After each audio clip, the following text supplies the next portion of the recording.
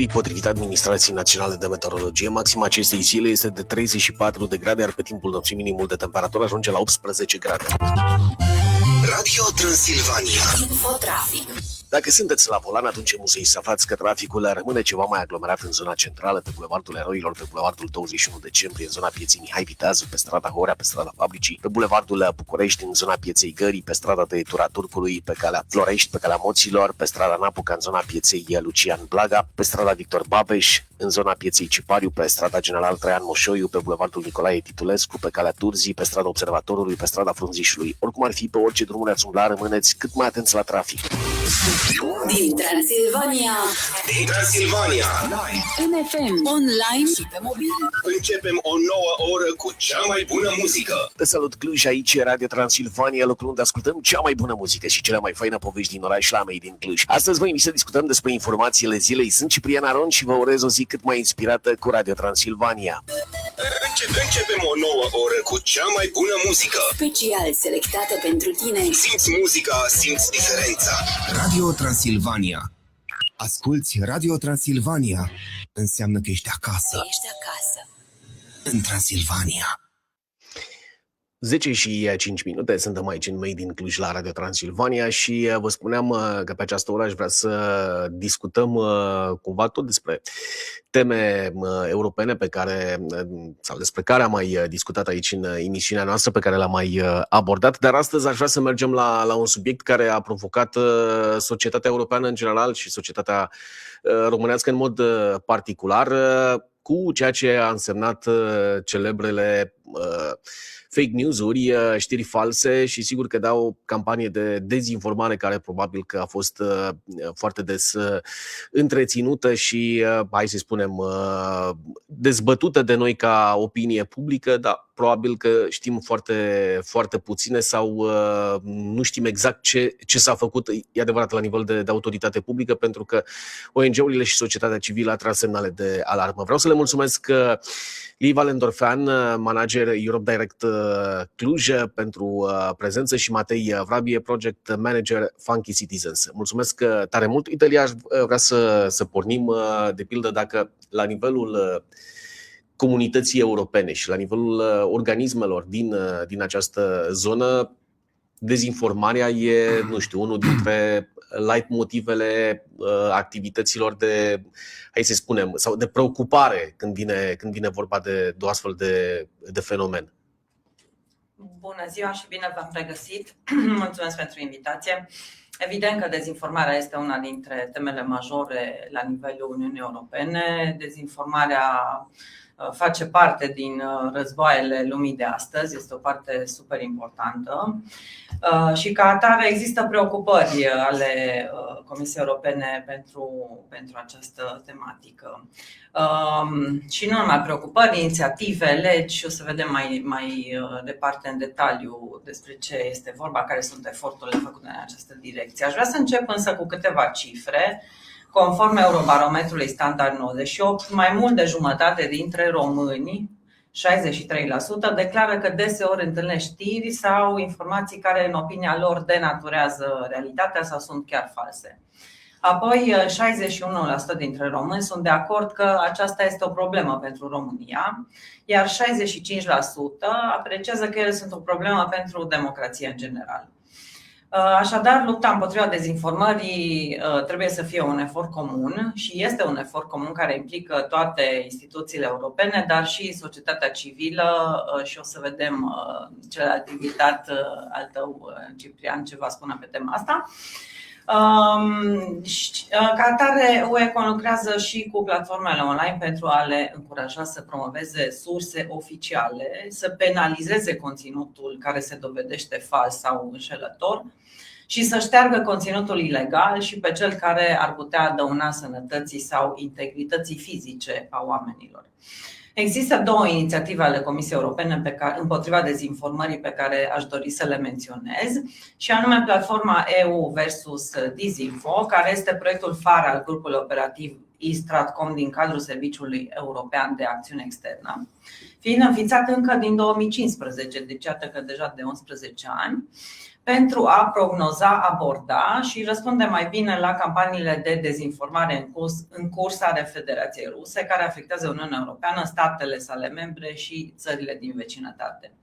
Și apoi inițiativa True, adevărul gol-goluț, unde puteți găsi oricare dintre dumneavoastră resurse gratuite dedicate combaterii dezinformării, chiar materiale didactice dedicate profesorilor ce pot fi folosite în timpul orelor de curs, apoi mituri demontate, informații despre acțiunile Uniunii Europene pentru combaterea dezinformării și așa mai departe. De asemenea, puteți chiar dumneavoastră să sprijiniți demersurile Comisiei Europene dacă observați un caz de dezinformare pe care doriți să-l semnalați. Puteți face acest lucru printr-un mesaj în inbox-ul paginii de Facebook a Comisiei Europene sau prin e-mail la Comisia Europeană în România sau la iGrup de Cluj. La Funky Citizens, cum se vede fenomenul ăsta, care sigur că stresează foarte mult opinia publică? În momentul actual, bună dimineața și mulțumesc pentru invitație. În momentul actual, dezinformarea este prezentă și este din ce în ce mult mai prezentă pe social media. O vedem zilnic în feed-urile noastre, o vedem zilnic când intrăm pe TikTok, o vedem zilnic când intrăm pe Facebook și așa mai departe, pe toate rețelele sociale. Ideea este că dezinformarea nu reinventează roata. Va călări un anumit subiect într-o anumită criză politică sau într-un eveniment care se întâmplă și este de publicitate maximă, cum ar fi summitul de la Ankara al NATO, cum ar fi criza politică prin care trecem noi acum, legile PNRR. Sunt diferite momente prin care dezinformarea își face loc și încearcă cumva să confuzeze oamenii. Nu neapărat să îi pună și să vadă doar o singură latură, adică să caute adevărul într-o singură narațiune, ci ea încearcă să confuzeze oamenii în așa fel încât toate informațiile, toate instituțiile, toată presa să nu mai poată fi credibilă. Bun, și lucrul ăsta, ca să spun așa, are și anticorpi? Da, sunt diferite metode prin care noi putem forma acei anticorpi. Noi ceea ce facem la Funky Citizens, noi am pornit în 2012 platforma factual.ro, unde postăm fact-checking-uri. Încercăm să demontăm cele mai virale dezinformări din social media și încercăm să ținem și pe politicienii noștri cât mai aproape de adevăr.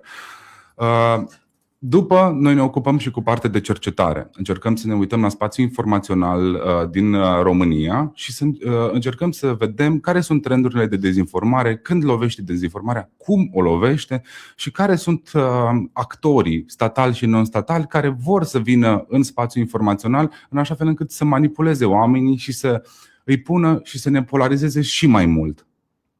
Da, mă gândeam, de pildă, Lian, tu ai dat niște statistici.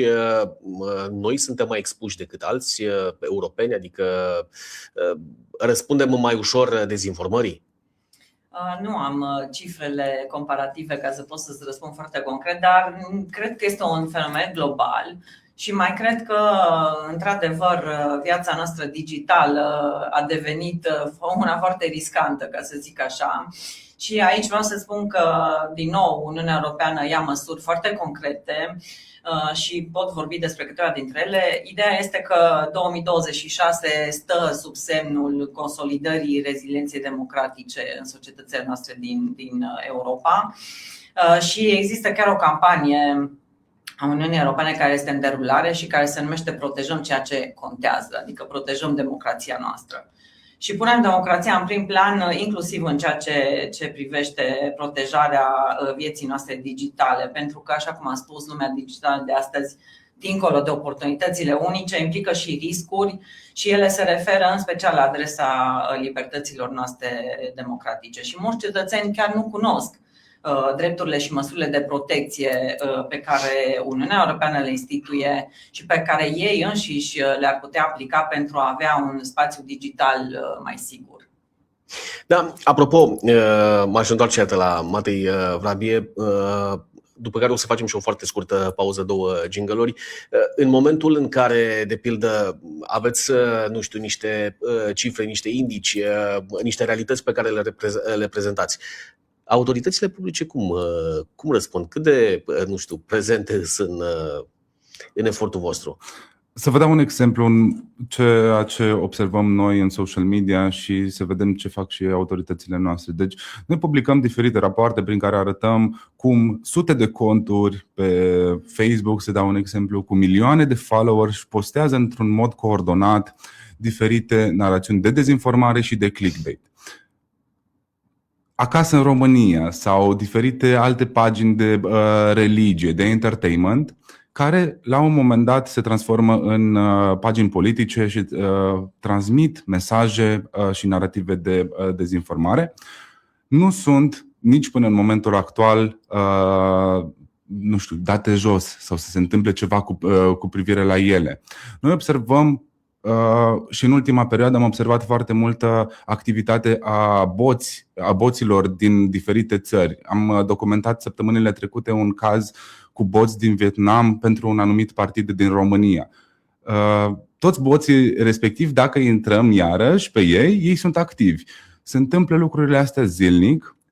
Politicienii noștri se plâng că le intră boți, dar spațiul nostru informațional încă este atât de plin de automatizare și atât de plin de conturi inautentice, încât autoritățile noastre în momentul actual și nici marele platforme, pentru că nu putem arunca doar o responsabilitate pe autoritățile noastre. Trebuie și marele platforme să observe acest comportament coordonat și să fie eliminat atunci când este vorba de această normă de coordinating inauthentical behavior, atunci când vrei să influențezi o anumită perspectivă printr-o amplificare artificială a unei narative, să zicem, a unui partid, a unui candidat și așa mai departe. Deci în momentul actual suntem foarte, foarte în urmă cu ceea ce se întâmplă în social media și noi în momentul actual nu avem o cunoaștere a ceea ce se întâmplă cu adevărat acolo. O să vă propun o foarte scurtă pauză. Sunt practic 2 jingle-uri, 7 secunde și revenim.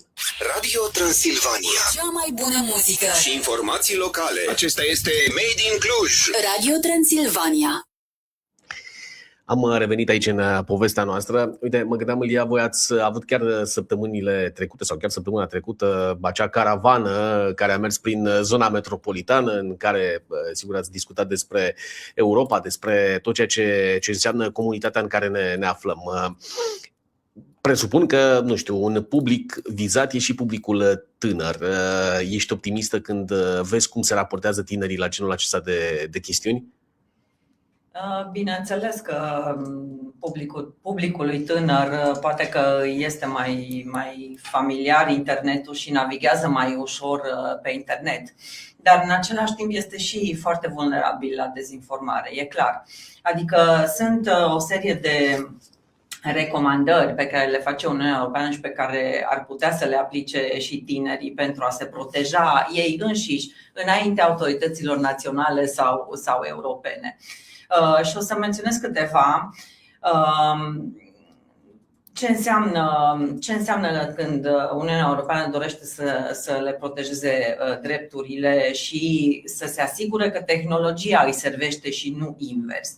Înseamnă mai mult control asupra datelor și confidențialității online, înseamnă o mai bună protecție a copiilor și a grupurilor vulnerabile, înseamnă protecții mai puternice împotriva înșelăciunilor, fraudei și conținutului dăunător, înseamnă drepturi mai clare la cumpărături, socializare sau utilizarea inteligenței artificiale și înseamnă informații mai demne de încredere care să ajute să navigheze în mediul actual de știri. Și acum să vedem pe scurt ce măsuri de protecție sunt disponibile acum, în momentul în care vorbim. În ceea ce privește datele și confidențialitatea, în Uniunea Europeană e bine să știe toată lumea că avem cele mai puternice norme de protecție a datelor din lume. Începând din 2018, Regulamentul General privind protecția datelor, GDPR, pe care știe toată lumea, este de fapt cea mai puternică lege din lume privind protecția datelor. și se aplică oricărei organizații care gestionează datele dumneavoastră personale, publice sau private, indiferent că este o organizație mare sau mică. De asemenea, dacă o companie oferă bunuri sau servicii persoanelor din Uniunea Europeană, GDPR acoperă modul în care gestionează acestea datele lor.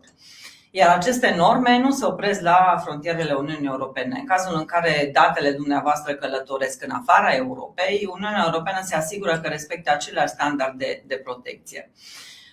În Uniunea Europeană există de asemenea legi care vă protejează confidențialitatea online.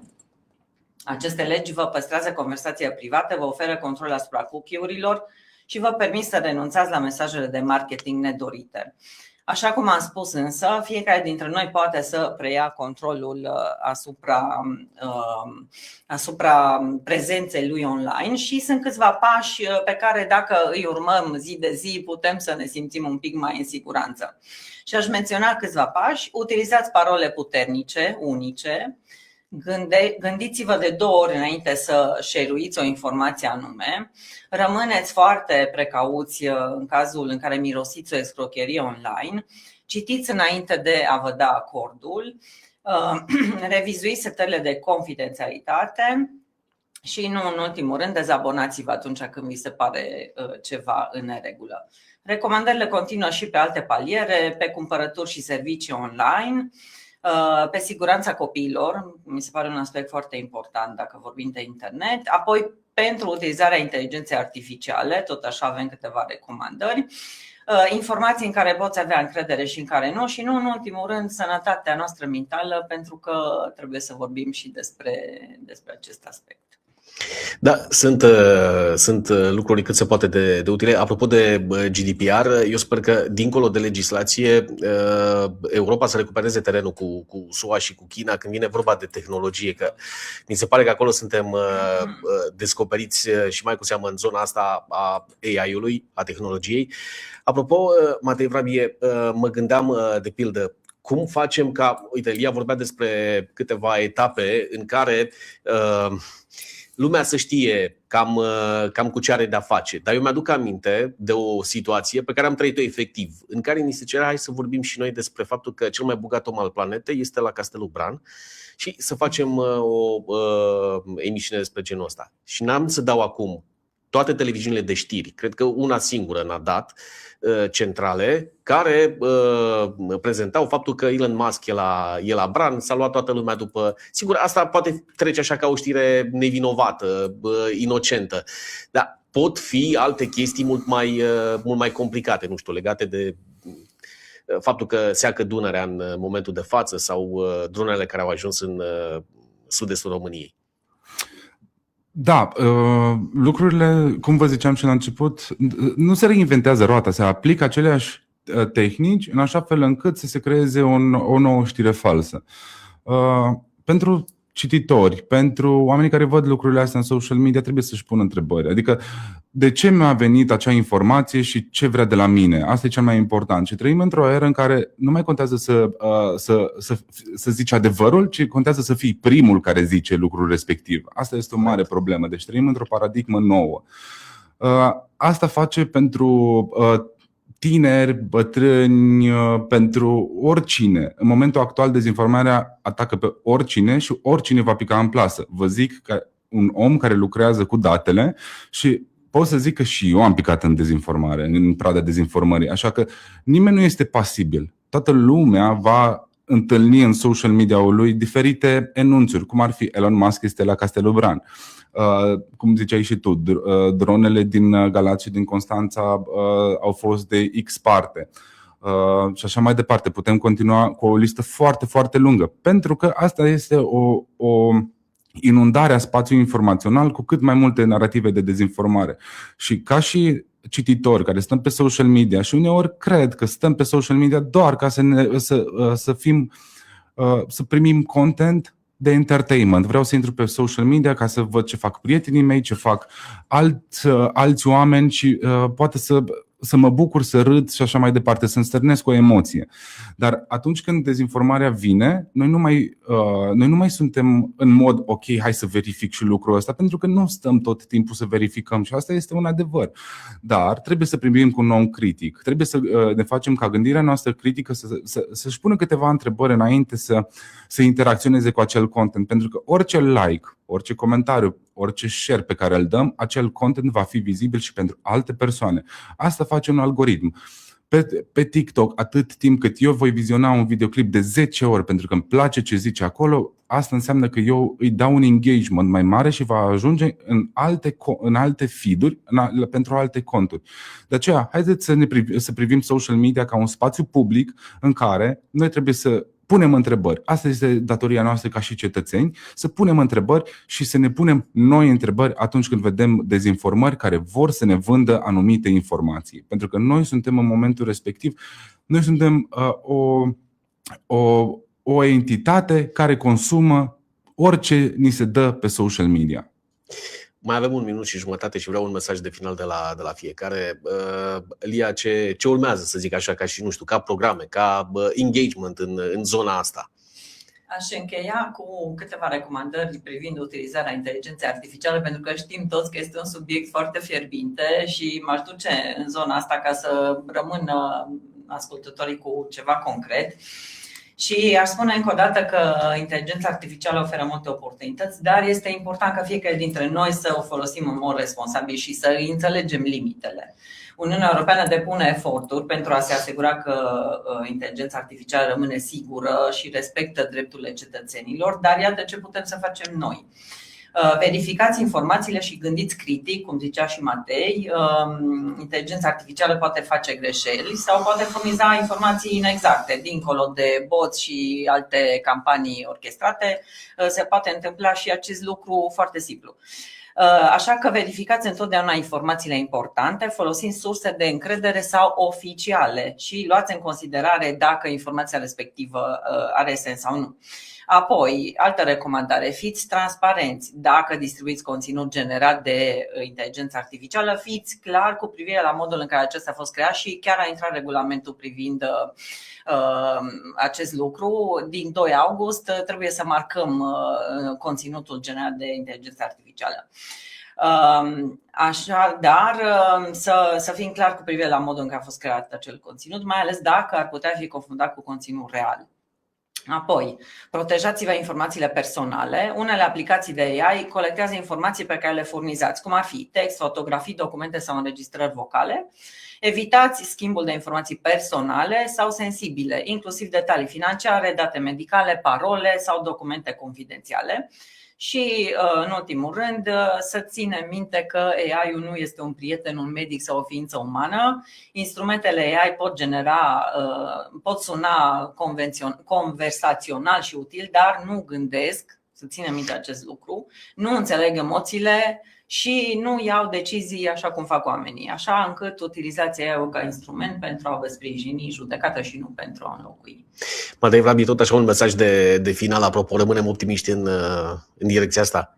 Trebuie să rămânem optimiști și este până la urmă datoria noastră. Nu putem pasa responsabilitățile doar pentru marile platforme, doar pentru instituții, doar pe altcineva, poate am un prieten care face ceva cu privire la lucrul ăsta. Așa că dacă intrați în social media și vedeți dezinformări, vedeți deepfake-uri create cu inteligența artificială, vedeți conținut care nu credeți că ar trebui să existe pe platforme, vă rog frumos, raportați-le. Asta este datoria noastră ca și cetățeni și ca și utilizatori de social media. Trebuie să fim critici și trebuie să avem un feed cât mai curat. Odată ce vom raporta anumit conținut, acel conținut care este similar nu va mai veni către voi. Vreau să vă mulțumesc că ați fost astăzi aici. Rămâne ca o astfel de discuție să o prelungim și într-o ediție viitoare. Mulțumesc tare mult pentru prezența. Acesta a fost interviul nostru de astăzi.